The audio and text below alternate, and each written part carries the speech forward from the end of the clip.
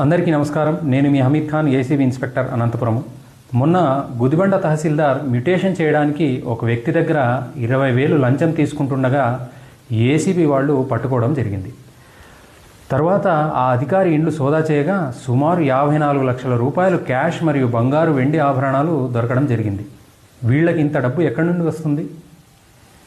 మీకు విధిగా చేయవలసిన పని కోసం తీసుకున్న లంచం డబ్బులు కావచ్చు, లేదా మీరు కష్టపడి సంపాదించిన భూమి అన్యాయంగా ఇతరుల పేరు మీదకి ఆన్లైన్ చేయడానికి తీసుకున్న లంచం డబ్బులు కావచ్చు. కాబట్టి ఇటువంటి అవినీతి పరులను అస్సలు సహించకండి. ఇటువంటి అవినీతి పరులు ఉండవలసింది ప్రభుత్వ కార్యాలయాల్లో కాదు, ప్రభుత్వ కారాగారాల్లో. ఈ వీడియో చూడగానే కొంతమంది కామెంట్స్ మొదలు పెడతారు.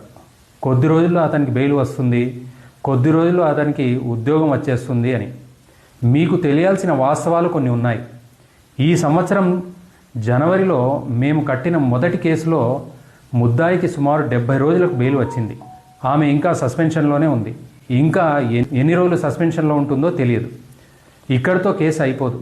గత 2 నెలల కాలంలో కర్నూలు ఏసీబీ కోర్టులో గౌరవనీయులైన జడ్జి మేడం గారు 2 కేసుల్లో తీర్పు ఇవ్వడం జరిగింది. ఆ 2 కేసుల్లో 7 సంవత్సరాలు జైలు శిక్ష మరియు జరిమానా విధించడం జరిగింది.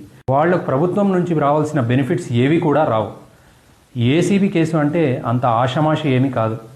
కాబట్టి అవినీతి నిర్మూలన మన చేతుల్లోనే ఉంది. ఎవరైనా ప్రభుత్వ అధికారి లంచం అడిగితే 1064కి డయల్ చేయండి.